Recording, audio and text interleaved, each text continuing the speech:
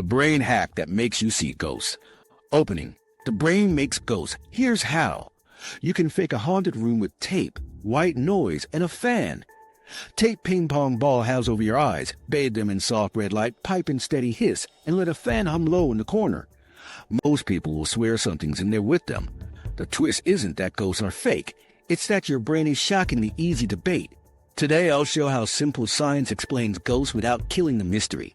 Sensory deprivation, infrasound, expectation, and why believers stay believers. There's one variable that flips spooky to sacred. Hold that thought. First, how your brain fills blanks when senses go quiet. Your brain hates uncertainty, so it invents. Okay, so basically, your brain is a prediction machine trying to stay a step ahead of reality. That's not poetry. It's metabolism. Uncertainty costs energy. Every time the world surprises you, your nervous system throws resources at the mistake. Neuroscientists call that mismatch a prediction error. Too many errors, and your brain is working overtime, like refreshing a laggy stream. So the brain's strategy is simple. Predict hard, correct lightly. Think of it like autocomplete for your senses. You don't see a raw feed. You see your brain's best guess, continuously corrected by incoming data. In other words, perception is a controlled hallucination that's kept honest by what hits your eyes and ears. When the incoming signal is strong and clear, your brain's guesses stay tethered. When the signal weakens, your prior expectations, your priors, grab the wheel. Here's where it gets weird. Priors aren't abstract ideas. They're layered probabilities your brain learned from experience. Faces are likely. Voices tend to come from people. Shadows move because something caused them. That's why a bush becomes a burglar at 2 a.m., then a bush again at 2:01. The simple version is data pushes down, priors push up, and what you experience lives in the tug-of-war. I once walked to the kitchen at night and saw a figure standing in the hallway. Adrenaline hit like a jump scare. I froze, looked harder, and the intruder melted into a coat on a chair. That micro-story isn't embarrassing, it's the motto in the wild. Low light weakens data. Fatigue lowers your threshold for error. Stress cranks up the weight on threat-related priors. Result? A hallucination light that feels absolutely real for a heartbeat. Humans are biased toward detecting faces and agents. We have special machinery tuned for faces that fires even with minimal clues. 2 dots in a line, a car's grill, a power outlet. That's pareidolia. Seeing meaningful patterns in noise, and its bigger cousin, apophenia, spotting connections that aren't there. Evolution baked this in because the cost of a false positive, thinking a vine is a snake, is usually cheaper than a false negative, missing an actual snake. Better to flinch 100 times than die once. Psychologists also link this to hyperactive agency detection. Under uncertainty, the mind favors someone over something as a fast protective bet. Nobody explains this right, but it's not that the brain is gullible, it's that it's conservative with threats. Under ambiguity, your threat priors win by default. That's why creaking pipes are footsteps, why your name appears to whisper in the wind, why a flicker in the corner of your eye becomes a watcher. In a dim corridor, your visual system picks up edges and motion but loses color and detail. Your hearing prioritizes sudden changes over steady noise. Your interoception, the sense of your own body, is louder when you're keyed up. All those channels produce the same story. There's something. In predictive processing terms, prior precision on agent ramps up as sensory precision drops, so the agent-shaped guess wins. Here's the counterintuitive part. Accuracy isn't the brain's primary goal. Usefulness is. Perception evolved to guide action. If a slightly wrong perception keeps you safe faster, the brain takes the trade. That's why, in ambiguous conditions, the ghost generator isn't broken. It's overconfident in useful directions. Researchers frame it like this. Perception equals prediction plus correction. The correction depends on how precise the sensory input seems. Precision is the brain's confidence in a signal, like turning the volume knob on errors. In the dark, the knob turns down for the world and up for your expectations. Scenes become sketches, your mind colors them in. Let's put stakes on this. The hallucination cocktail is low light plus fatigue plus stress. Low light strips detail. Fatigue reduces inhibitory control your brain's brakes, letting spontaneous activity pop through. Stress floods you with noradrenaline, which sharpens alertness but biases attention toward potential threats. Add isolation, and you lose reality checks from other people. You can see how a cold room, a late hour, and a creepy story align perfectly. With false alarms, here's what most people miss. Your brain also optimizes for continuity. It hates gaps in time as much as gaps in space. When you walk through a shadowy hallway, it doesn't redraw reality from scratch each step. It predicts the next moment from the last, and small errors get smoothed. But if a noise hits or a draft brushes your neck, the prediction error spikes. Your system flips to search mode, scanning for causes. The fastest available calls in your library. Intruder, voice, presence, wins. Think of a phone camera in low light. The image looks smeared, grainy, and the phone software over-sharpens edges, guessing what's there. Sometimes it nails it. Sometimes it hallucinates detail that never existed. Your brain does a biological version of that, and it's usually fantastic. But in haunted conditions, the sharpening is the story. There's also a social layer. If you walk into a place labeled haunted, your priors don't just come from experience, they're borrowed from culture. You're primed for agents, whispers, cold spots. Prediction error from any source. HVAC rumble, floor vibration, a shifting shadow gets routed into ghost-shaped explanations. The surprise fades because the explanation fits the expectation. You literally experience less error because the story works. That subjective relief is convincing. Okay, but here's where it gets interesting. You're not passively filling in blanks, you're actively sampling the world to confirm your predictions. If you think there's someone behind you, you'll tilt your head, shift your stance, hold your breath. Those actions change your sensory input. Holding your breath amplifies your heartbeat. Tilting your head changes how echoes hit your ears. That new data can feel like confirmation, footsteps matching your pulse, a presence rising with your chest tightness. You didn't find evidence, you created it. Everything clicked when I realized this applies across senses. Visual ambiguity calls up faces.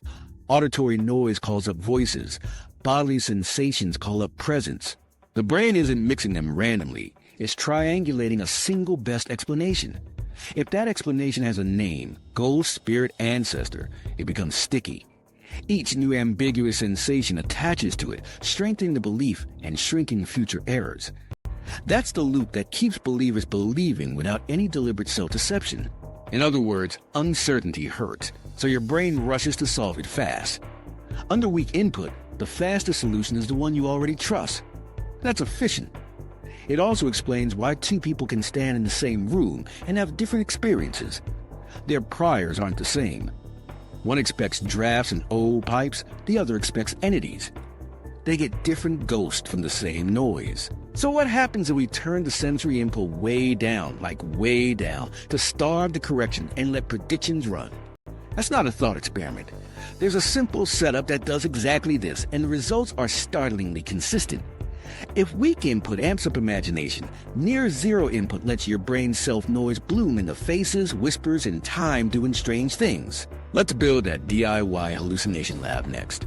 The Ganzfeld effect, a DIY hallucination lab. Here's what most people miss. Hallucinations don't require illness or drugs. All you need is steady, unchanging sensory input. The brain craves contrast to correct its predictions. Remove contrast and your internal noise rises until it looks like signal. That's the Gansfeld effect, German for whole field. It turns your senses into a smooth, blank canvas and lets your brain paint. Okay, so basically, you create a uniform visual field and a uniform auditory field. Think of the eyes. They detect edges, flicker, and changes. Flood them with a soft featureless glow and the edge detectors starve. Think of the ears. They detect onsets, offsets, rhythm. Feed them white noise and they collect no clear events. With no external anchors, the brain's predictions stop getting corrected.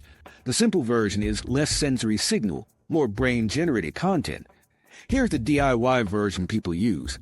Cut a ping pong ball in half and tape the domes over closed or lightly closed eyes, so each eye sees a diffuse blur. Use a red light or a bright, even white lamp bounced off a wall so there are no shadows or sharp points. Put on headphones and pipe in steady white or pink noise at a comfortable, consistent level. Sit in a comfortable chair where you can stay still. Set a timer. 10 to 20 minutes is enough. And one more thing, start with a neutral mindset. Expectations shape what appears. This is a classic expectancy priming setup. The frame you carry and acts like a prior that sculpts the content. What typically happens? After a few minutes, most people report drifting patterns, swirls, grids, cascading dots. That's not magic. It's spontaneous activity in visual cortex, like the static you see when you close your eyes, amplified by the lack of real edges. Then faces emerge. Not crisp faces, but compelling impressions, eyes forming in the fog, a mouth, a person just out of reach. Auditory-wise, the hiss begins to carve itself into whispers or music you didn't play. Some feel a presence in the room or a touch on the arm that isn't there. Time loses its normal pacing, 5-minute stretches, 20 compresses. Here's the weird part. People often feel like something is trying to communicate. That's apophenia riding on top of the Gansfeld. Your brain is built to find agency. In a blank field, the slightest contour looks like intention. And when your inner voice floats inside the white noise, it can feel like it's coming from outside you. If you're primed for spirits, you'll call it a spirit. If you're primed for creativity, you'll call it inspiration. So why does the brain produce such vivid content? Think of cortex like a predictive engine with spontaneous chatter. In normal life, bottom-up sensory input clamps down on that chatter. In the Ganzfeld, the clamp loosens. Neurons in visual and auditory areas become more excitable relative to input, hyperexcitability and context, which lets top-down predictions bleed through. Your priors about faces, voices, and movement fill a uniform field, because those priors have the highest probability weight in ambiguous situations. Precision weighting, the brain's confidence setting on signals, shifts toward the internal model. Everything clicked when researchers borrowed this setup from parapsychology, where it originally popped up as a test for extrasensory perception and refocused it on perception science. Remove the ESP claims, and the core phenomenon remains. People in the Ganzfeld routinely report rich, lifelike imagery and sounds without any external triggers beyond uniform stimulation. Replication studies, using controlled conditions, show elevated rates of complex hallucination-like experiences compared to normal resting states. The psychological picture ties together cortical excitability, reduced bottom-up precision, and top-down priors for faces and voices, plus apophenia that threads random fluctuations into meaningful messages. Here's what most people miss at home. Safety and setup matter. Don't block airflow, don't overheat with lamps, and don't crank the noise to damaging levels. Start with 10 minutes and build slowly. Some people find the effect unsettling. Mild anxiety, a sense of falling, or nausea can occur, especially if you're sleep deprived. If you feel dizzy or panicky, open your eyes fully, take off the headphones, and move. The effect fades quickly once contrast returns. Expectation is the steering wheel. If you tell yourself, "I'm going to see a ghost," your visual system will privilege human-like forms and threat signals. If you tell yourself, "I'm testing how my brain improvises," you'll tend to get abstract geometry, playful imagery, or neutral voices. Priming doesn't create the effect. It shapes its content. That's a crucial distinction. The Gansfeld turns up the volume on internally generated predictions. The story you bring tells those predictions what to look like. A micro-demo that helps before you start, write down what you expect to experience. Afterward, write what you actually experienced. People are often surprised by the mismatch. The brain is generating, but it's also surprising you because different priors compete. Faces versus patterns, music versus whispers, presence versus emptiness, whichever wins changes moment to moment. That push-pull is your prediction system learning in real time from a starved world. Time distortion deserves a quick note. Without external events, no footsteps, no clock ticks, your internal timing relies on bodily rhythms and attention. In the Gansfeld, attention roams inward and outward without anchors. Bursts of vivid imagery compress time, dull stretches expand it. That's why artists and meditators sometimes use uniform field to access altered states. It's not mysticism, it's attention freed from constant correction. Here's a counterintuitive tip. Slight movement can amplify the sense of presence. When you shift your hand but can't see it, your brain predicts what the movement should look like. With the eyes flooded by uniform light, the expected visual change doesn't arrive, and that mismatch can feel like an external force blocking or touching you. That's a tiny, controlled version of felt presence, and it shows up fast in this setup. For credibility, strip away theatrics. Use neutral language, log the session, and if you do it with a friend, avoid telling each other content until both have written notes. If you want to get clever, run 2 conditions on separate days, one where you're told some people encounter entities, and one where you're told some people see abstract shapes. Keep the equipment identical. Compare notes. You'll likely find the frequency of entity reports rises with the entity script, even though the sensory input was the same. Does this prove ghosts? No. It proves the brain is sufficient to produce ghost-like experiences under very basic constraints, homogeneous input, and heightened internal prediction. It doesn't rule out anything metaphysical, it just shows you don't need the metaphysical to get the feeling. And that matters because the feeling is what convinces people. One last caution, don't drive or operate anything risky right after a long session. Give your senses a few minutes to recalibrate. Step into normal light, listen to varied sounds, and let contrast wake up your correction systems again. Most effects decay within minutes. In other words, the Ganzfeld is a clean demonstration of how silence, sensory silence, makes your brain speak louder. With ping pong balls, white noise, and the steady light, you can watch predictions take form as faces, hear patterns pretend to be voices, and feel time loosen. That's our no-input case. Now let's flip it and talk about input you can't hear that still makes you feel watched. Infrasound, a sound you don't hear but feel. Okay, so this is the part that sneaks up on you. There's a kind of sound that slips under your hearing but not under your skin. It's called infrasound, very low frequencies, roughly below 20 hertz. You don't hear it as a tone, you register it as unease. Think tight chest, hair on neck, vague dread, and sometimes a sense that someone's standing behind you. Why would a sound you can't hear feel like a presence? 2 reasons. First, your body is full of sensors that don't care about your ears. Your vestibular system in the inner ear, the mechanoreceptors in your skin, even the way your eyes stabilize. When big, slow pressure waves roll through a room, they push on all of that. Second, your threat detection system is tuned to anomalies, anything that shifts your internal state without a clear external cause. If your stomach flips and the air hums below awareness, your brain starts searching for a story. Presence fits fast. Here's a weird part people love to cite. Around 17 to 19 hertz is near some reported resonances in the eyeball and the tissues around it. The claim is that tiny vibrations at that frequency can add a faint blur or shimmer to vision, especially in low light, where your eyes are already straining. It's not a Hollywood wobble, it's a subtle instability that makes edges less trustworthy. Combine that with a room that already feels heavy, and you're halfway to a ghost. Everything clicked for a lot of investigators after one famous case. An engineer named Vic Tandy was working late in a lab that felt haunted. He'd get chills, feel watched, and one night he reportedly saw a gray figure in the corner of his eye. The next day, he noticed a foil blade clamped in a vise was vibrating for no obvious reason. He tracked it to an industrial fan producing a strong, low-frequency standing wave in the room, around 18.9 hertz. When the fan was fixed, the figure and the dread vanished. In other words, the ghost had a mechanical soundtrack. Now, does that mean every haunted house is pulsing at 18 hertz? No. Here's what actually happens. Lots of built environments naturally generate low-frequency energy. Big fans, HVAC ducts, elevators, subways, traffic rumble, distant storms. Even wind across a long corridor can set up standing waves. If the geometry of the room is just right, think long dimensions and hard surfaces, those waves can amplify at specific spots.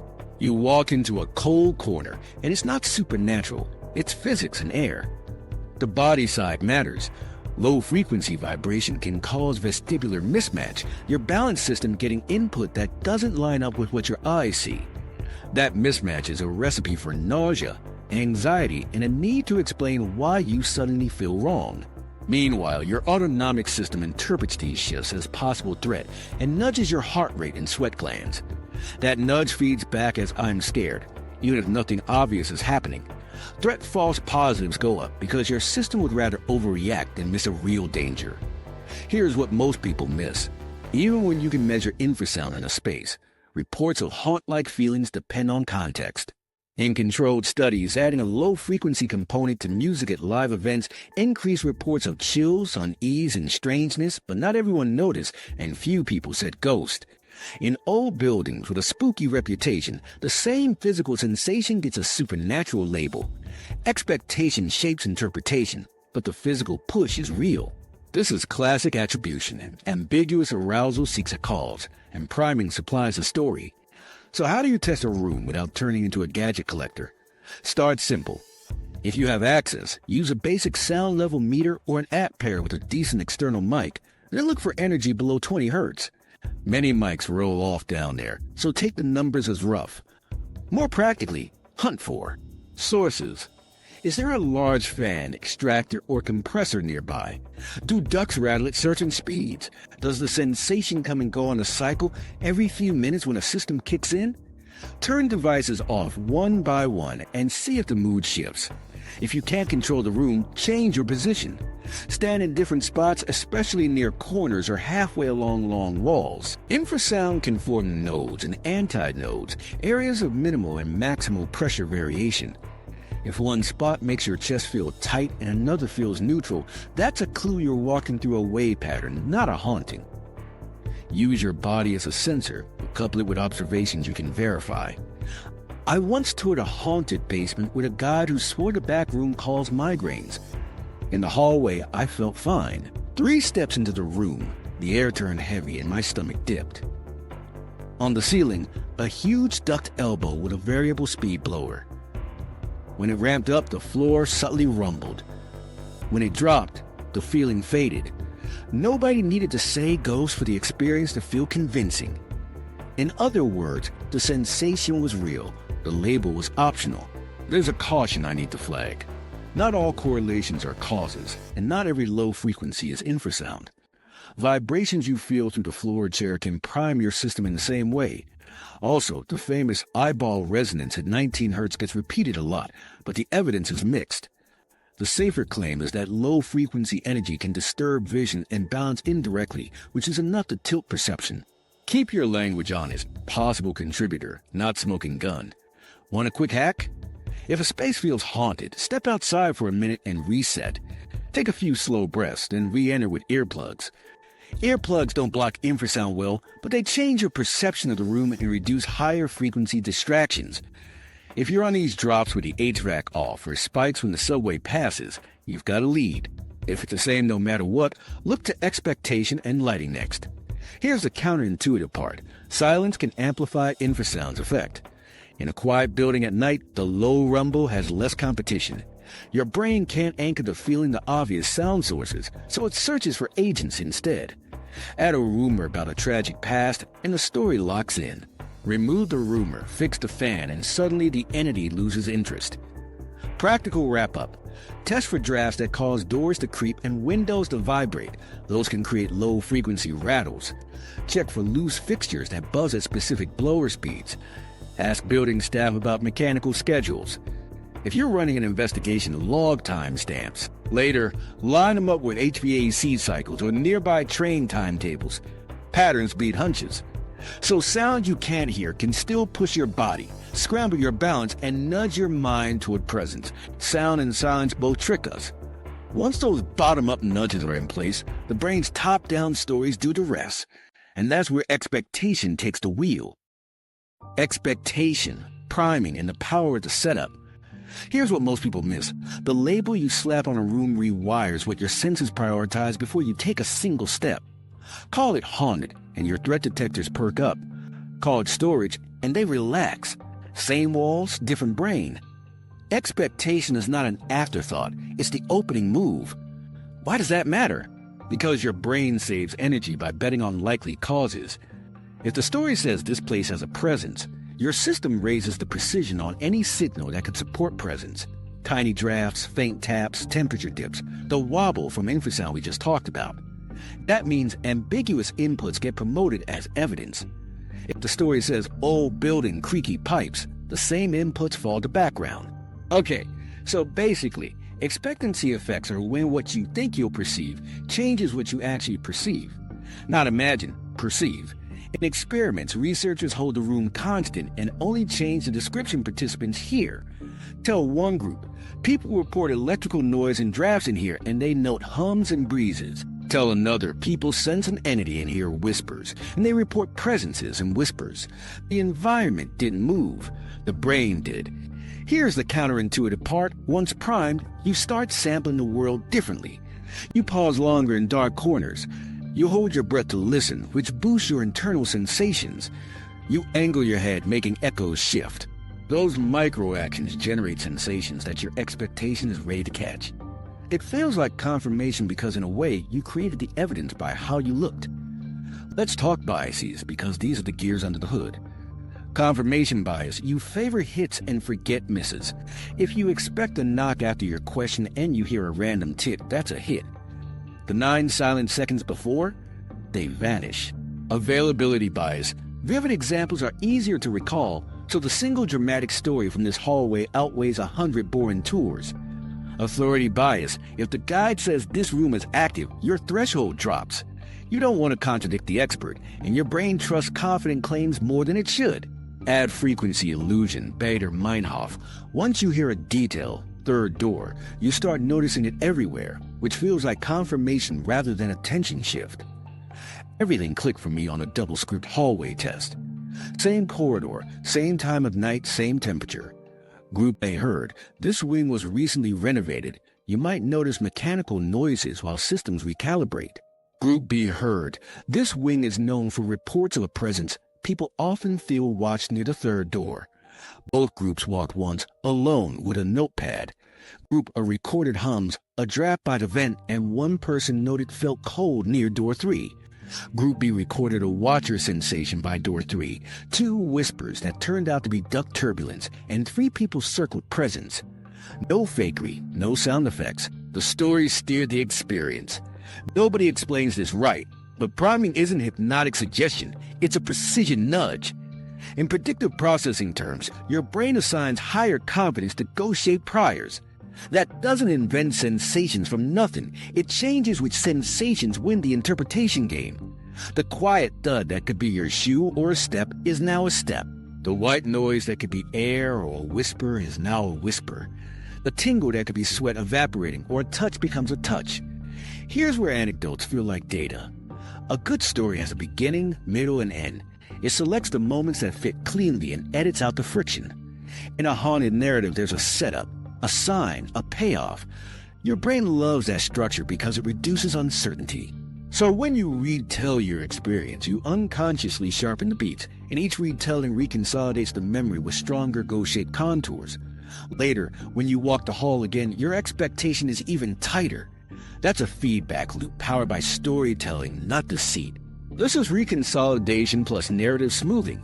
Memory restores the edited version, and coherence gets mistaken for accuracy. The counterintuitive part is that neutral language can weaken the loop without changing anything physical. Swap entity hotspot for ventilation zone. Replace shadow figure sightings with low illumination, mind your footing. Use some visitors report unusual sensations instead of people see things. In fieldwork, those phrasing shifts reduce ghost reports while leaving drafts, hums, and clanks untouched. You're not canceling feelings, you're changing the frame that captures them. Let's make it practical. If you're evaluating a space, pre-register your expectations. Write down before you enter what you think might happen. Keep it boring. Possible temperature changes near vents. Possible vibration from traffic. Possible creaks from settling. Then go in. Take notes without labels.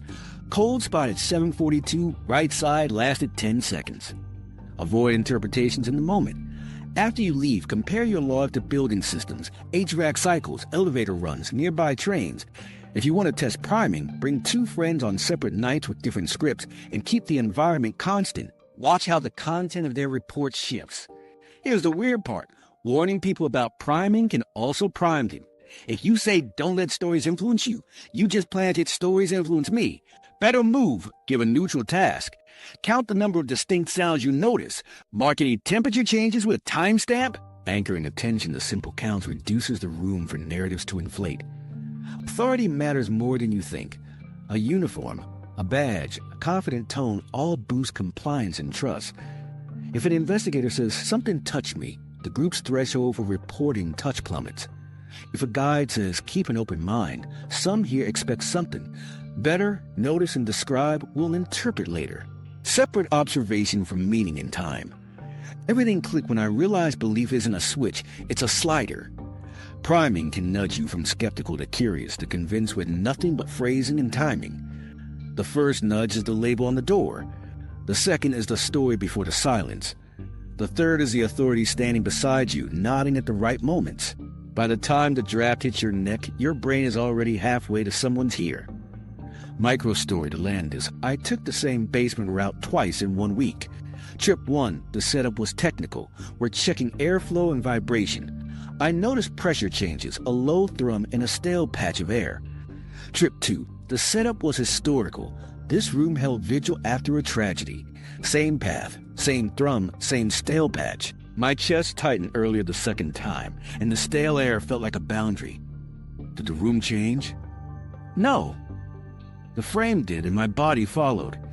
In other words, priming opens the door. Once it's open, your brain reads the room through the story it brought, and the story chooses which sensations to trust. That's powerful, but it's not fate. With neutral language, pre-commitment notes, and simple counting tasks, you can keep the door from swinging too wide.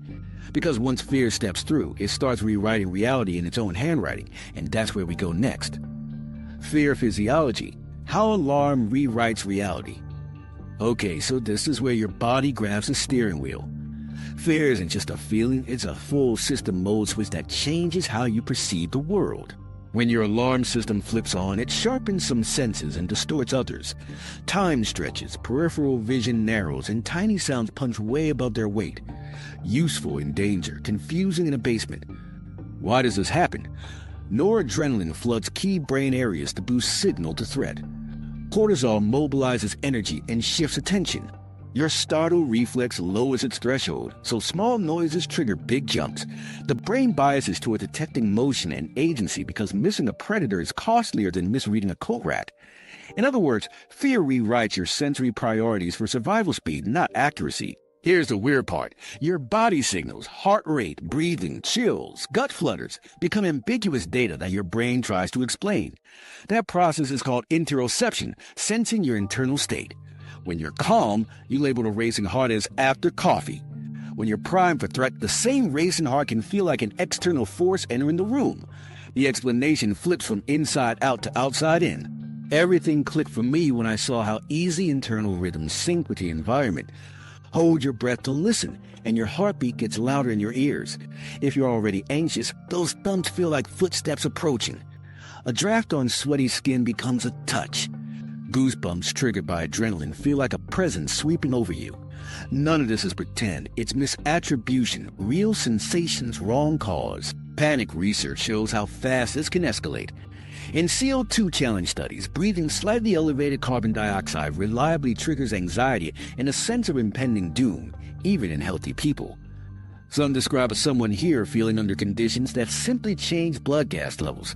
That's the body shouting threat without a visible source, and the brain scrambling for a story. In a haunted frame, that story lands on ghosts. The startle reflex is another culprit. It's a lightning-fast defensive program that primes muscles, pulls attention, and locks posture. In the dark, a small clank fires the reflex. Your shoulders tense and your head snaps toward the sound. While brace, your visual system shifts to high-contrast edges and movement detection. You're now more likely to see a shadow move even if it didn't. Hypervigilance increases false positives by design. Time distortion is classic in fear states.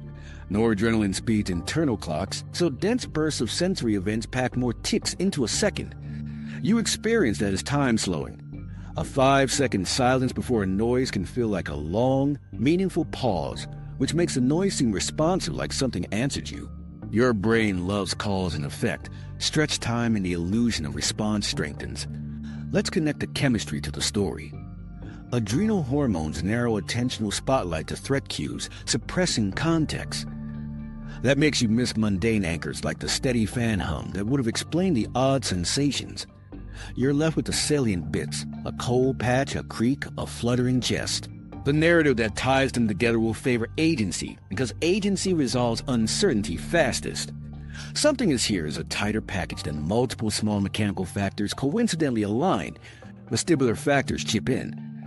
Fear shifts how you hold your body. Stiffer knees, shallower breathing, head tilted for listening. Those postural tweaks alter vestibular input and visual stabilization. Slight sway without a matching visual correction can feel like a nudge or a pull. If you've ever felt pushed on a staircase while anxious, you'd met that mismatch. Again, real sensation, fast but wrong explanation.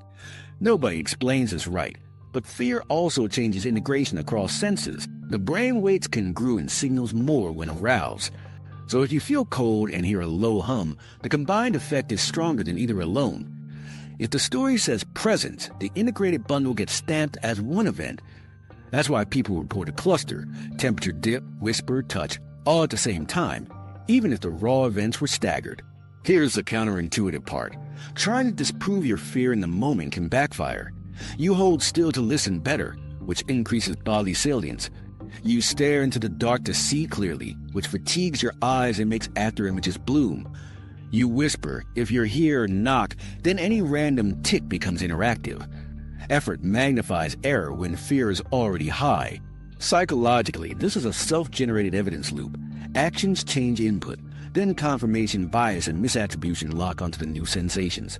Practical tools help because they change physiology first, interpretation second. Breathing slow, low, through the nose, inhale 4, exhale 6 for a minute. That lengthens exhalation, nudging your vagus nerve and dialing down sympathetic arousal. Posture, unlock your knees, drop your shoulders, widen your stance, move your eyes and head gently left, right to signal safety to your brain. Light, increase diffuse illumination by even a notch. More photons mean better bottom-up correction. Sound, add a steady, low-level neutral noise so random ticks stand out less. Interoception hacks matter too. If your heart is racing, label it out loud. Fast heartbeat from adrenaline. That tiny cognitive tag helps your brain file it as internal, not external. If chills spike, rub your arms briskly to replace passive goosebumps with an active, controllable sensation. If your stomach flips, take a slow sip of water. The act grounds you and interrupts the doom loop. In field settings, set thresholds before you enter. Agree that a single tick isn't evidence, that repeated patterns matter, and that physiological sensations will be noted but not interpreted on site. If you feel overwhelmed, step to a lit area, count backward by sevens, or do a brief grounding scan. Name 5 things you can see, 4 you can feel, 3 you can hear. Those tasks pull attention from the threat tunnel back to context. Evolutionary trade-off time. Our ancestors who overreacted to ambiguous cues survived more often than those who underreacted. Hypervigilance is a feature, not a bug. The cost today is false positives in weird buildings. Respect the design, it kept you alive. Then work with it. Reduce ambiguity, control arousal, and postpone meaning-making until you're out of the tunnel. Everything clicked when I realized fear doesn't create ghosts. It creates conditions where ghost-shaped interpretations feel obvious. You feel something real. Your body screams threat. Your brain compresses a story that fits, and certainty arrives like relief. That's compelling and correct enough for survival, but it's not the only story available. The body is loud. Belief systems give it lyrics. That's next. Predictive processing, the brain's ghost generator. Okay, so basically, predictive processing says your brain is constantly guessing what's out there and using your senses to correct those guesses. Perception isn't a camera. It's a best guess model updated by error signals. The guess comes from priors, your learned expectations. The correction comes from sensory input. Which one dominates depends on precision, meaning how confident the brain is in each source. Here's the weird part. Precision isn't fixed. Your brain dials it up or down depending on context. In daylight, with crisp details, it cranks precision on the senses and reins in priors. In darkness, noise, or stress, it lowers confidence in the senses and lets priors lead. When priors get too much precision, the brain can hallucinate confidently because the model overwhelms the data. Think of it like noise-canceling headphones. They predict incoming sound and subtract it. When the prediction matches reality, everything feels clean. When the prediction is wrong, but the system trusts it too much, it overshoots and creates artifacts. Your brain does that with sights, sounds, and even the feeling that someone's near you. Overconfident predictions plus weak corrections equal experiences that feel real, even when they're sourced inside. Everything clicked for me with the rubber hand illusion. You hide a real hand, stroke it in sync with a fake rubber hand in view, and within minutes your brain binds the seen strokes to the felt ones. You start to feel the rubber hand is yours. That's predictive processing at work. The brain bets on the simplest explanation, the seen hand is my hand, and updates body ownership to reduce error. When the precision on the visual haptic match is high, the illusion wins. Auditory examples live here too. Tinnitus, the ringing some people hear without external sound, can be understood as the brain predicting a tone where input is missing or suppressed. Once the system assigns high precision to the internal model of a sound, it keeps hearing it because the correction signals are too weak to dislodge the prediction. It's not just in your head in the dismissive sense, it's literally your predictive auditory system going self-referential. Vision offers a clean window to Charles Bonnet syndrome. When visual input drops sharply, say in macular degeneration, people can see vivid, detailed images, faces, patterns, figures. They know they're hallucinating, but the content is rich. The simple version is deprived of bottom-up stream, and the brain's top-down generators fill the canvas. The precision knob on priors turns up because the sensory channel can't argue back. Now, felt presence sits at the crossroads of prediction and action. Your brain doesn't just predict sensory input, it predicts the consequences of your movements, sensory motor predictions. When you reach, it predicts how your visual scene should change and how your muscles should feel. If those predictions break, say in isolation, sleep paralysis, or odd feedback from posture, your brain searches for the best explanation. One efficient solution is another agent in the room. That agent can absorb the mismatch. I felt pushed because something pushed me. Sleep paralysis is a perfect storm for this. You wake into REM atonia, your muscles are still inhibited, while your threat priors are high and your body is loud. Your motor system predicts movement but gets none. Your interoceptive system screams danger. The most coherent model is an intruder or an entity on your chest. The sensory evidence is ambiguous. The prior is sharp. Precision on the prior spikes, and the hallucination locks in. This is the felt presence phenomenon seen in isolation studies and sensor-motor mismatch experiments. Agency is inferred to explain prediction errors. Here's the counterintuitive part. The brain uses the same machinery for ordinary perception, dreams, and hallucinations. The difference is balance. In waking life, bottom-up error signals keep the model honest. In dreams, bottom-up signals are damped so the model runs free. In hallucinations, the model runs freer than the input can control. Predictive processing unifies this. Same engine, different precision settings. Let's stick precision weighting on everyday ghost reports. You're in a dim hallway. Visual precision drops because edges are fuzzy. Auditory precision appears high for sudden onsets, but background hum is low precision noise. Interoceptive precision rises because you're anxious. Your brain's best integrated model, given those weights, is a person-shaped presence producing faint cues that match your internal state. The model fits so well it reduces prediction error quickly. Relief follows, which your brain uses as a fit signal. That's why it feels right. Nobody explains this right, but predictive processing isn't saying everything is fake. It's saying everything is inferred. Usually, inference nails reality. Under uncertainty, inference leans on what's likely given your history and culture. If your library includes ghosts, ancestors, or spirits, those become efficient solutions for unexplained signals. If your library is mechanical, drafts, ducts, trains, those win.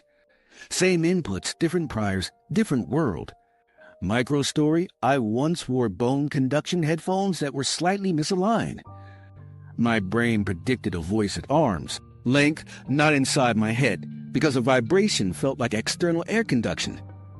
For half a second, I turned toward a person who didn't exist. The instant my visual system failed to confirm, the error signal snapped the model back. That's the tug-of-war. Prediction, error, update, happening in milliseconds. It mirrors ventriloquism of sound and the Gurk effect. Cross-sensory priors can relocate sources and rewrite what you hear. Okay, so basically, when priors get sticky, it's because the brain raises their precision after repeated success. If presence has explained several ambiguous events smoothly, it becomes the default. New ambiguous inputs route there faster, producing fewer error spikes, and the system learns this model works. You experience that as growing certainty. That's belief, but implemented as a low-level math of confidence, not a conscious decision. You can make this concrete with a quick exercise. Say listen for whispers while sitting by a fan. Your auditory system promotes patterns that match whisper-like modulations and suppresses other interpretations. Then switch the instruction to track the airflow changes. Suddenly you notice pressure, not voices. You change the prior's precision with one sentence. The world didn't change, your model did. Here's the weird part. Action participates in prediction. When you ask if you're here, knock. You brace, quiet your breathing, widen your eyes. Those actions change sensory input. Your hearing becomes more sensitive to transients, your vision to edges. Any random tick gets a jump in salience. When it lands, the model says response because that's the shortest path to reduce error. It's a self-fulfilling loop powered by the brain's need for coherence. Now, the key to breaking runaway predictions is to increase bottom-up precision or lower top-down certainty. More light, varied sounds, and movement across the scene pump error signals into the system. Neutral framing and delayed interpretation drain confidence from the ghost-shaped prior. The brain rebalances, less overconfident guessing, more correction. The takeaway is simple. Ghosts, as experiences, can be seen as overconfident predictions when evidence is weak or ambiguous. That doesn't insult the experiencer. It explains why the experience felt true. Their brain minimized error the fastest way it knew how. If you want fewer ghosts, strengthen sensory correction. If you want more, weaken it and boost priors. Sleep, by the way, is where prediction roams wild with the gates down and the editors off. That's where we meet Paralysis and Hypnagogia next. Sleep paralysis and the witch on your chest. Sleep is where predictions run the show, and sometimes you wake up before the show ends. That's sleep paralysis. Your mind is online, your body is still in REM lockdown, and your threat system is already humming. The experience sits at the core of countless ghost and demon stories because it feels physical, invasive, and utterly convincing. Here's a simple version. During REM sleep, your brain paralyzes most skeletal muscles so you don't act out dreams. Occasionally, you surface into awareness while that REM athlete is still active. You try to move, nothing. You try to call out, no sound. Meanwhile, your breathing is shallow and automatic, your chest feels heavy, and your heart is hammering. The brain needs a cause for this mismatch. With threat priors high and sensory evidence thin, it goes straight to intruder. Researchers see three common flavors. First, the intruder, a presence in the room, often sensed behind you or by the door.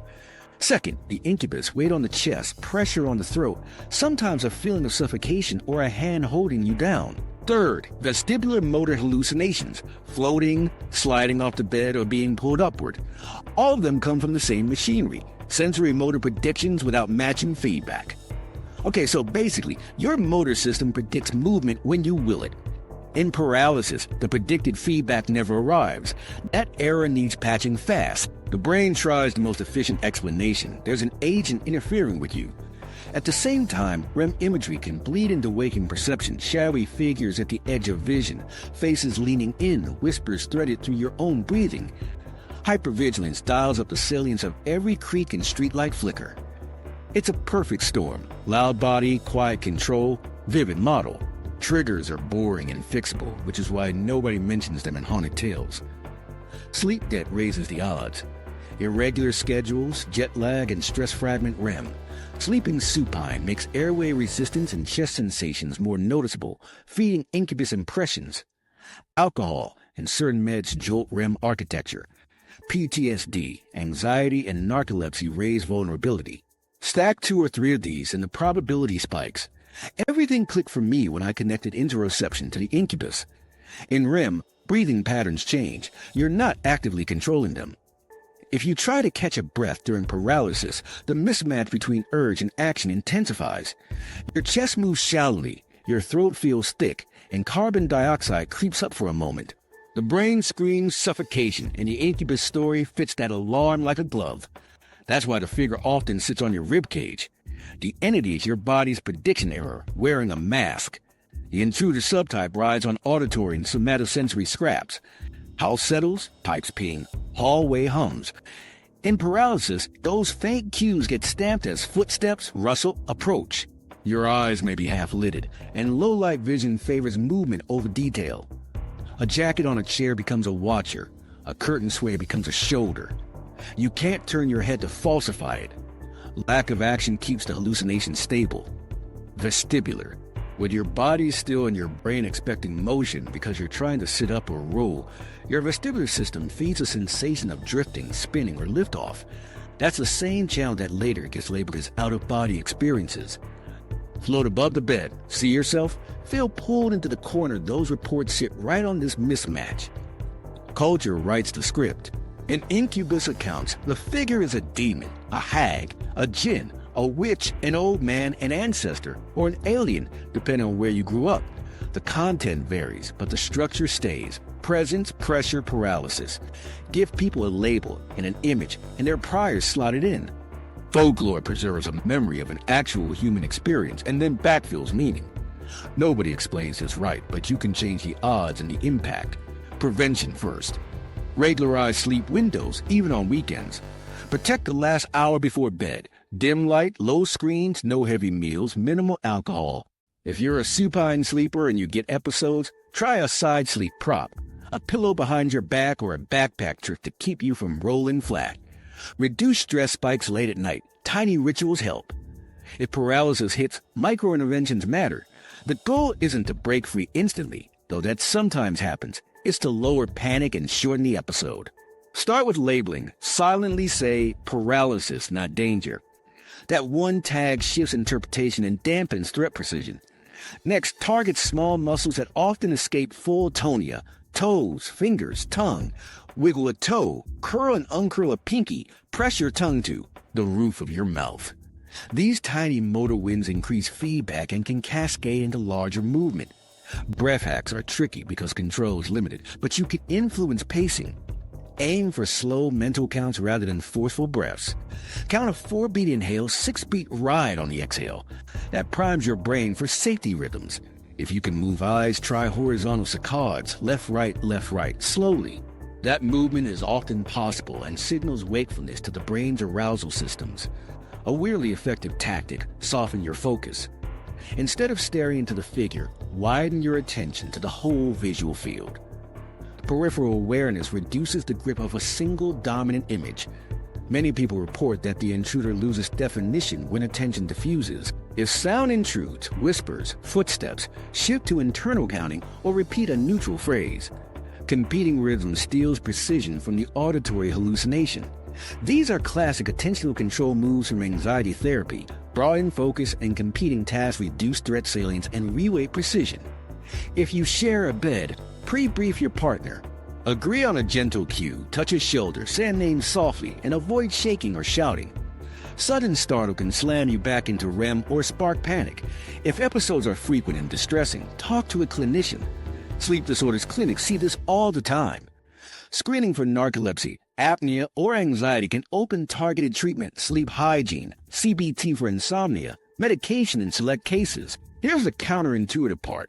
Embracing the episode as a laboratory often reduces fear. Some people even flip paralysis into lucid dreaming. The move's acceptance. I can't move. I'm safe. Let the scene change. When panic drops, the imagery softens, and you can sometimes steer it. Shift the intruder to a neutral figure. Transform pressure into warmth. Roll the floating into flight. That's not mystical. It's precision shifting from threat priors to neutral or playful priors. A microstory lands it. I once got hit after a week of deadlines. I woke, chest pressed, a dark shape by the door.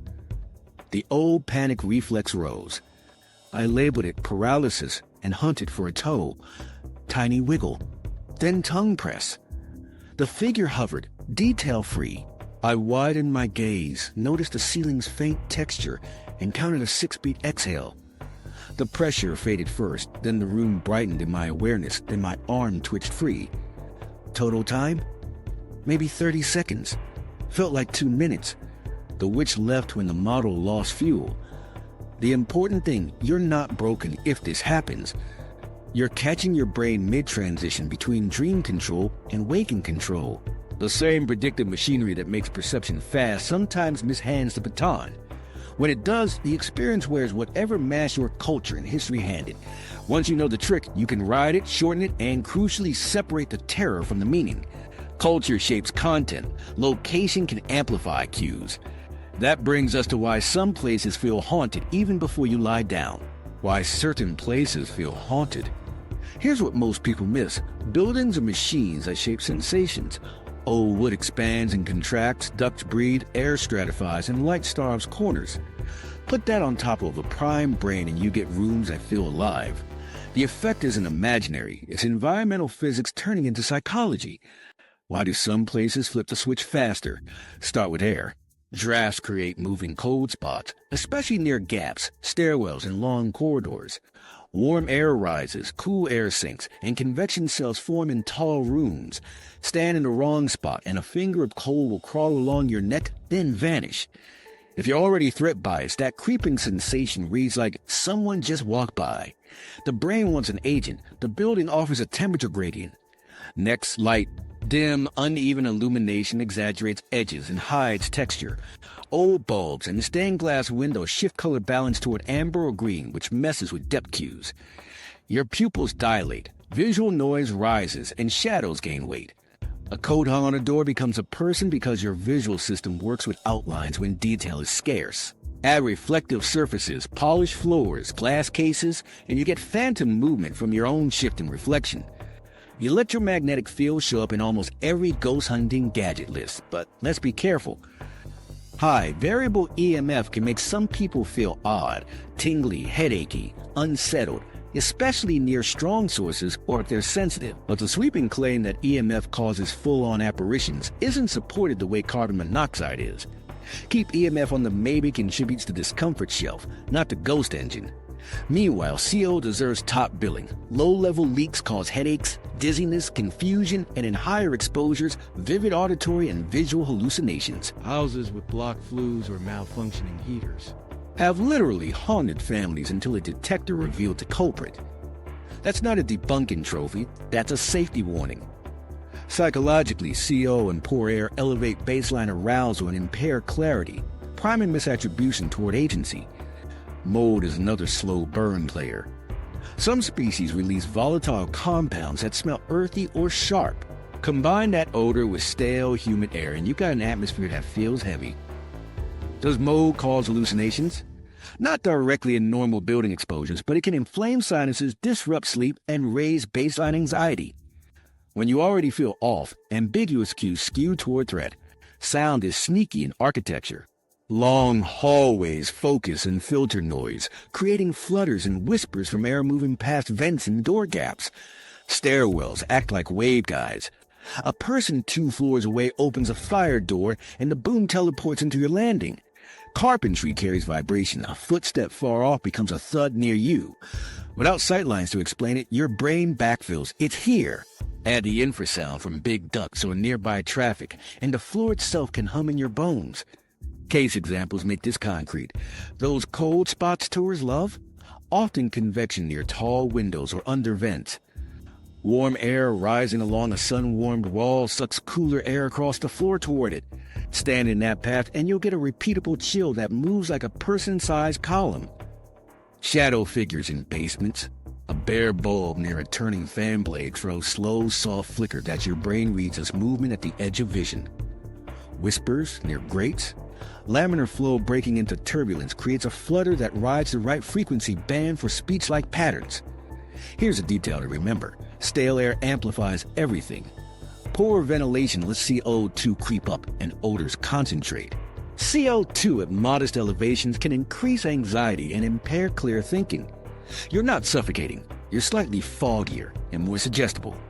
In that state, a draft is spookier, a thud more personal, and your own heartbeat louder. Fix airflow and suddenly the vibe lightens. The entity didn't leave. The background load dropped. Social design plays a real role. Plaques about tragedies, framed photos of stern faces, velvet ropes, and dim guide lights all prime you before your senses even clock the mechanics. Tour guides love a beat. This is the room where people feel watched. Then they pause. Silence lengthens, your body expects, and small noises get cinematic. Groups cohere around leaders. If the guide or a confident guest shivers and says, "Did you feel that?" the room's threshold drops. Reports cluster, not because the ghost got stronger, but because the group synced. Electromagnetic lore needs a quick boundary. High voltage rooms, elevator shafts, and transformer closets throw off measurable fields. Sensitive meters would dance. People standing there might feel off balance or weird. But those same meters will also jump near routers, dimmer switches, and cheap power supplies. Without careful controls, you'll find EMF everywhere and credit it for anything. Treat EMF as a context variable, not a silver bullet. Let's draw a quick checklist before anyone calls a place paranormal. Step 1. Safety. Check for CO with a working detector and fresh batteries. If there's any doubt, headaches, nausea, soot marks, flus that look blocked, stop and get a pro. Step 2. Air. Note temperature changes with a simple thermometer and smoke pencil or incense to visualize drafts. Watch the smoke stream bend and identify leaks. Step 3. Light. Map dim zones and reflective surfaces, add diffuse light and see if the movement dies. Step 4. Sound and vibration. Walk slowly, stop lightly, feel for flex in floorboards. Note times when HVA cycles and when nearby traffic peaks. If possible, temporarily power down fans to test changes in mood and reports. Step 5. History. Separate documented events from lore. A tragic story may attract attention, but it's the layout, air, light, and mechanics that deliver sensations. A micro-story lands this. I visited a most haunted parlor where guests felt sudden sorrow and chills near a portrait. The setup? Heavy drapes, a fireplace sealed decades ago, a floor register linked to a modern HVAC trunk. The register blasted cooler air at intervals that curled around the portrait wall. A return vent created a gentle loop that made a column of chill from waist to shoulder height. The portrait's glass caught reflections from a hallway nightlight, so heads seemed to turn as people shuffled. When we lifted the drape and adjusted the register angle, the sorrow didn't vanish because the story remained, but the presence cluster around that spot dropped sharply across multiple walkthroughs. The building had been doing half the storytelling. Nobody explains this right, but haunted is often a compound noun, haunted architecture. Certain dimensions amplify low frequencies. Certain. Materials echo just so. Certain pass funnel air. Stack those with dim, asymmetric lighting and a suggestive sign at the door, and you'll harvest experiences all night. That's not cynicism. It's respect for how places and brains dance.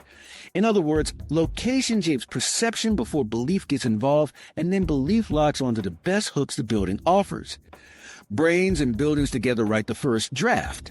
Culture and memory are the editors. We've traced the walls and the airflow. Now we have to tackle why the story sticks, tightens, and hardens into certainty long after the chill fades. Memory, story, and why belief sticks. Here's what most people miss. Experiences don't stay raw. The moment you describe them, even to yourself, they start turning into stories. And stories don't just report what happened, they shape what you remember next time. That's why a single eerie night can turn into an anchor memory that survives every rational explanation you hear later. Okay, so basically, memory is not a hard drive, it's a reconstruction. Each recall is a new performance of the old script. Neuroscientists call this reconsolidation. You pull a memory up, tweak it, use it without noticing, and store it again. The next time, you're recalling your last recall as much as the original event. That's how details harden even when they weren't in the first draft. A pause becomes a response. A draft becomes a touch. Everything clicked for me when I watched two people who shared the same moment argue about what happened. 10 minutes after a hallway walk. Person A said, there was a low hum and then a chill. Person B said, you said anyone there? And then the knock. Rewind the audio, the knock came first, then the question. But the story structure, setup, payoff, felt better flipped, so that's how the memory saved itself. It wasn't lying, it was editing for coherence. Here's the weird part. The more you tell a story, the more vivid it gets, even if its accuracy drifts. Rehearsal strengthens the emotional and sensory tags that make a memory feel real. The pulse spike, the exact phrasing, the image of the doorway. Vividness boosts confidence, and confidence masquerades as accuracy. The misinformation effect rides on this. Small insertions, the shadow moved, we all heard it, can become part of a canon after 2 or 3 retellings, especially if nobody checks notes. Group storytelling accelerates the alignment. After a tour, people huddle and swap highlights. Social pressure, even gentle, pushes reports to converge. If a confident person says, "That breath on my neck was at the portrait," folks who felt a chill elsewhere may slide their chill to the portrait for the sake of the shared narrative. This isn't fraud. It's how communities form a single, satisfying account. Authority cements it. A guide's version becomes the official map that future visitors follow, which in turn creates similar experiences at the same beat. Nobody explains this right. The belief doesn't need perfect evidence. It needs a story that reduces uncertainty with the least friction. Predictive processing set the stage. Your brain favors models that compress surprise fast. Memory chooses the cuts that make that model replayable. Over time, the ghost at the third door becomes a cognitive shortcut. Any ambiguous sensation near that door gets routed into the ghost folder with almost no processing. It's efficient. It's sticky. Let's talk reconsolidation with a simple move you can test. Right after an unsettling event, write a neutral description with timestamps and sensory details only. No causes, no labels. Then, after you hear other stories, write again. Compare. You'll often find new story-shaped linkages in version 2 after I acid thumped that weren't present in your raw log. That's the editing. If you keep the raw draft safe, you have a check against drift. Most people don't, which is why narratives harden unchecked. Here's the counterintuitive part. Trying to argue someone out of a memory usually backfires. Defensive emotion strengthens reconsolidation. If you say, "That couldn't have happened," the person's brain tags the memory as contested and doubles down on the vivid bits. Better approach, validate the experience. That felt real. Those sensations were intense, and gently separate interpretation from sensation. What did you feel, hear, see in order? That slows the editing and opens room for alternative models without threatening identity. Identity is key. For many believers, the story isn't just about a hallway. It's about who they are. Open, intuitive, connected to family, protective of meaning. Challenging the story can sound like a challenge to the person. You're not going to pry belief loose by insulting the glue. Instead, offer a more complete story that keeps the wonder but updates the mechanism. Your body and brain can produce presence under these conditions, and that makes the moment rare and fascinating. Wonder, preserved, explanation added. Micro story. I once got a DM from someone convinced their grandmother visited them at 3:07 a.m., a scent of lavender, a wait at the bed, a whisper of their name. The timestamp matched a text from a cousin who couldn't sleep. The first telling she came. After a few questions, sleep pattern that week, room temperature, fan on, how they woke, the story expanded. They've been sleeping light all week. A timer diffuser puffed lavender each night at 3 a.m., and the cat liked the foot of the bed. Did that erase the meaning? Not for them. It reframed it. Maybe that's how my brain brought her to me. The memory softened but stayed special. Confidence is a slippery cue. We're wired to trust confident storytellers. That's adaptive in many contexts, but it makes us poor judges of accuracy in weird ones. A shaky, careful account may be closer to reality than a crisp, cinematic one. When you collect stories, reward uncertainty. I'm not sure if the knock came before the question is valuable data. It keeps the door open for evidence to guide the edit instead of emotion. Here's the payoff loop from the opening. Spooky and sacred share the same machinery. The variable that flips one to the other is the frame you attach during reconsolidation. If a chill and a whisper are logged as threat, the memory becomes a haunting. If they're logged as connection, ancestor, presence of a loved one, the same sensations become a blessing. The physiology and predictive tricks are identical. The label shifts the meaning, and the meaning steers future perception. That's why believers stay believers. Each experience not only fits the model, it deepens it to the way memory saves it. General conversation matters. Ask for raw sensory details first, set aside the label, then explore multiple frames. Offer to co-write the log.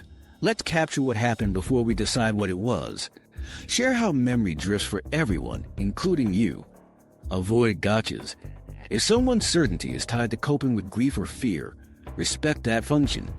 Curiosity beats confrontation. Everything clicked when I realized the goal isn't to erase the story, it's to add handles. Handles let you pick it up without crushing it. If the memory can tolerate alternative explanations, it gets more flexible. Flexible memories don't need to fight for survival, they can coexist with new data. Rigid memories recruit the whole identity to defend them. So what do we do with this without killing the wonder?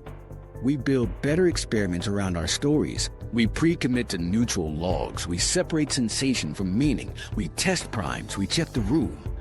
Then we tell the new story. Mystery isn't fragile. It's repeatable. And that sets us up for a final move, running your own ethical haunt test that respects people and the unknown at the same time. How to run your own haunt test ethically. Structured curiosity beats late-night arguments every time. The aim isn't to prove or disprove ghosts. It's to map which conditions amplify presence and which reduce it safely, transparently, and with respect for participants. Start with pre-commitment. Before anyone steps into a space, write a one-page plan. Define the questions. Are reports higher under a haunted script than a neutral script? Do reports spike when a fan runs? Do they drop with added light? List of variables you actually manipulate, framing script, light level, fan HVAC state, white noise presence, and time of day. Decide the measures, number of presence reports, specific sensations, touch, whisper, cold spot, and timestamps. Crucially, decide the stopping rules, how many trials, how long each session, and safety cutoffs. Next, environmental measures. Bring basic tools, a CO detector with a fresh battery, a simple thermometer, an anemometer or incense stick for drafts, a sound meter app plus an external mic if you have one, and a lux meter app. None of this turns you into a lab, but it anchors your notes. Record baseline readings in the space before you prime anyone. Now the primes. Prepare 2 short scripts of equal length. The neutral script. This room has variable airflow and occasional mechanical noise. Please note any sensations, temperature changes, sounds, feelings of presence by time. The haunted script. This room has a history of unusual sensations. People sometimes report presences, whispers, or touches. Please note anything you experience by time. Do not mix scripts within a session. Randomize which script the participant receives by coin flip and keep the room conditions identical across paired trials. Binding matters. The person who delivers the script shouldn't be the person taking environmental readings or escorting the participant inside. If you can, have a third person handle data entry without knowing which script was used. If you're solo, at least separate steps in time. Write the script on a card, hand it over, leave the room, then start the fan or light condition according to a pre-randomized list you prepared earlier. Session structure. 10 minutes per pass is plenty. Ask participants to carry a small notepad and pen and to mark time using a watch or phone timer. No phones out beyond timing. Alerts and screens add noise. Instruct them to stand or sit in a marked spot. Avoid deliberate provocation, knock if you're here. And simply notice and log sensations with time markers and brief descriptions. No interpretations. Rotate conditions across a simple matrix. For example, 4 passes per person across 2 nights, neutral script with fan off, neutral with fan on, haunted with fan off, haunted with fan on. Hold light level constant for those 4, then repeat the block with slightly higher diffuse light on a different night. If the space allows, also include a white noise condition played softly from a corner speaker to test whether uniform auditory input shift reports. Ethics and safety aren't optional. Get consent. Explain that the setup can be emotionally intense, that they can pause or stop at any time, no questions asked. Screen out participants with severe anxiety, recent trauma, uncontrolled asthma, or vestibular disorders. Never run sessions in spaces where CO hasn't been cleared by a detector. Limit any Ganzfeld-style exposure, if you test it as a separate block, to 10 to 15 minutes with a seated posture and a debrief after. No intoxication, no solo sessions in potentially hazardous areas, no dark stairwell stunts. During sessions, log environment continuously. Every minute, mark temperature, approximate airflow, incense direction change or anemometer reading, sound level, and whether mechanical systems clicked on. If a train passes or a door slams elsewhere, note the time. Those external anchors let you align subjective reports with objective and later. After each 10-minute pass, debrief individually in writing before talking. Use a structured prompt, list each item you noted with the time. Then rate intensity for each from 1 to 5. Finally, write any interpretations you made afterward. Only after the written part do you discuss. That sequence keeps raw data cleaner and reveals how interpretation follows sensation. Analysis is simple by design. Tally total presence reports per condition. Compare haunted versus neutral scripts under the same physical setup. Compare fan on versus off under the same script. Look for shifts with added light. Check whether clustered timestamps match HVAC cycles or known external events. You're not running statistics for publication. You're looking for pattern shifts that are larger than noise. What counts as a shift? If presence reports double under the haunted script with identical room conditions, that's a strong priming effect. If whispers cluster during fan-on minutes across participants, that suggests airflow noise shaping. Perception. If added light reduces shadow figure notes by half, bottom-up precision likely increased. If nothing moves across any manipulations, that's informative too. Maybe the site's lore is doing the heavy lifting, or maybe your measures need refinement. Common pitfalls: stacking variables, changing script, light, and fan at the same time, so you can't tell which one mattered. Over-interpreting single dramatic anecdotes at the expense of the bulk of quiet runs. Unblinded enthusiasm, guides dropping hints mid-session. And biggest one, ignoring safety to chase authenticity. Authenticity is repeatability, not risk. A quick optional branch: run a benign expectation flip. Tell half of one group that the neutral script is the active one and the haunted script is the control, without changing the text itself. If active labeling boosts reports, you've measured authority bias directly. Keep this ethical. No deception about safety or history, only about which script is supposedly informative, and debrief transparently afterward. Close each night with a reset. Lights up, a few minutes of normal conversation, a snack, water. If someone felt overwhelmed, offer a quiet space and a short grounding exercise. 5 things you see, 4 you feel, 3 you hear. Make space for meaning without stamping it. Your experience is valid. We're mapping patterns, not grading beliefs. Outcome-wise, 2 things can happen both wins. Either your manipulations reduce dose reports, more light, neutral framing, fan off, and you've learned how to ease a space. Or your manipulations map which variables amplify experiences, specific fan speeds, scripts, or darkness levels, and you've identified the brain-building duet that plays the haunted song. Either way, you can share methods and invite others to replicate. Final guardrail. Mystery isn't fragile. It's testable. The more you can repeat an effect by toggling a variable, the more interesting it becomes. That's not ruining magic. That's learning the chords so you can play the tune on purpose. The simple trick behind scary things. The simple truth is this: when sensory signals blur and expectations sharpen, your brain fills the gap with confident stories that feel real. That's not gullibility. It's fast survival math. If you're curious, run the ethical haunt test, prime, measure, toggle light and sound, and see which variables move your experience. Then watch the next video where we break down why memory edits these moments into legends and how belief hardens with each retelling. Subscribe if you want more science that keeps the wonder but upgrades the explanation. Appendix micro breaks. Pattern interrupts to keep viewers hooked. Wait, what? Your brain can detect faces in under 170 milliseconds, faster than you can say ghost. That's the N170 spike the face module snap into attention. In other words, 2 dots in a smear can recruit a whole person. Quick micro story: a lab tech swore a gray figure paced a corridor. Later they found the slow strobe came from a misaligned exit sign reflecting on polished floor wax. The pace matched the building's air handler cycle. Goes with a maintenance schedule.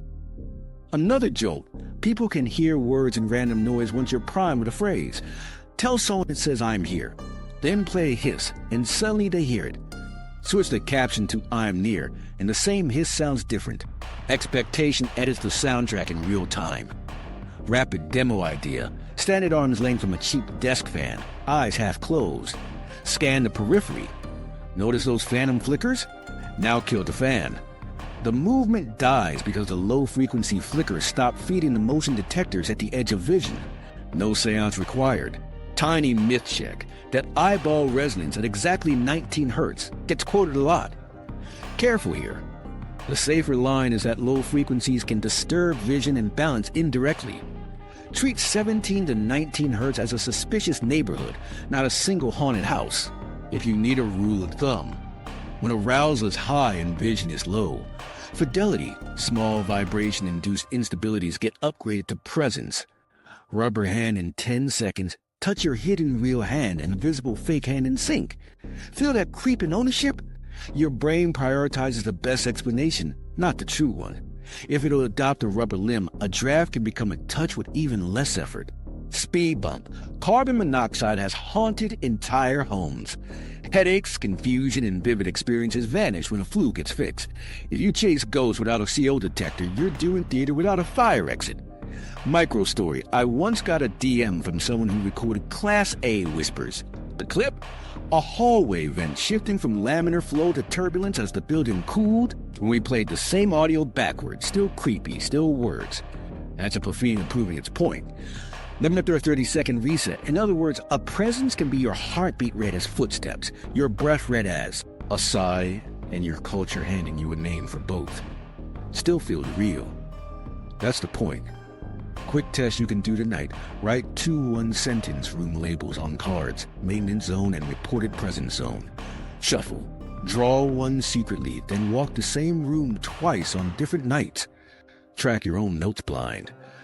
Most people shift what they notice depending on the drawn label. The room didn't move. You did. Wait, what time can lie? Under arousal, internal clocks tick faster. You'll swear a pause was long and purposeful, like the room answered you. Later, aligning timestamps with HVAC logs often shows your reply was a blower ramping up on schedule.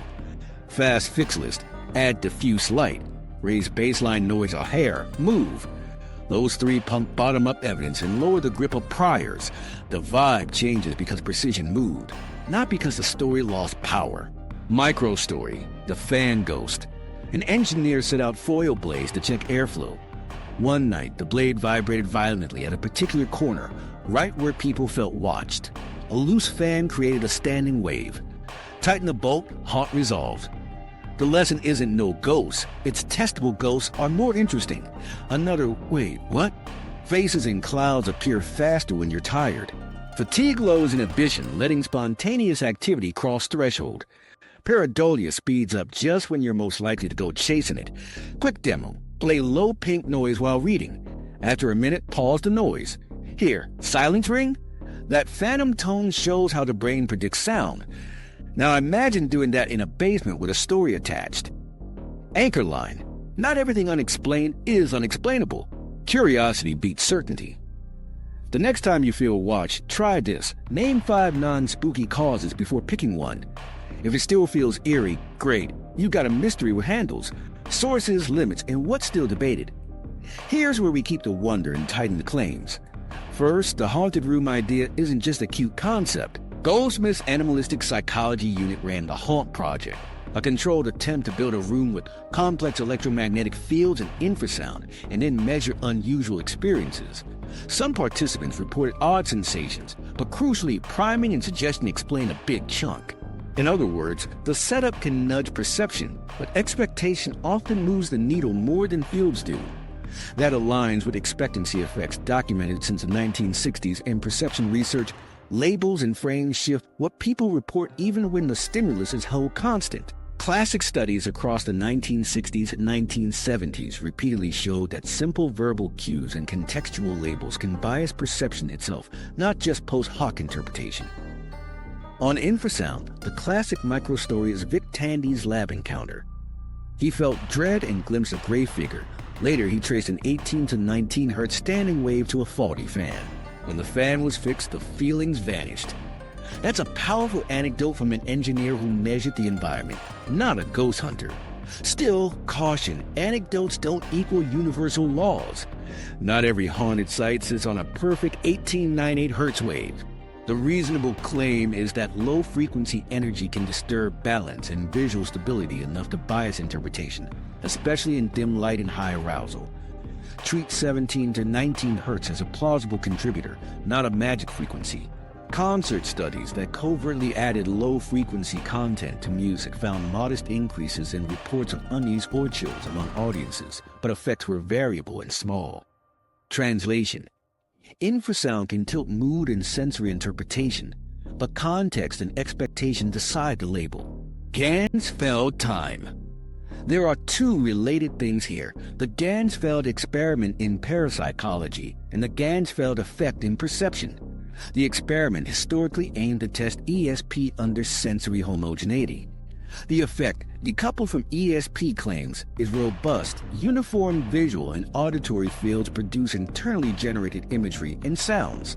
Recent multimodal Gansfeld work reports complex visuals, auditory illusions, a sense of presence, and time distortion under safe, controlled, uniform stimulation. What's debated is not whether people hallucinate in these conditions, they do, but how to describe the neural mechanism. Cortical hyperexcitability is a useful shorthand in context, but it isn't a clinical diagnosis. It's a way of saying neurons fire more relative to input, letting priors fill in. Predictive processing, the brain as prediction machine model, now underpins a lot of cognitive science, but details are still being argued in journals. The high-level picture we used is well supported. Perception as top-down predictions updated by bottom-up error.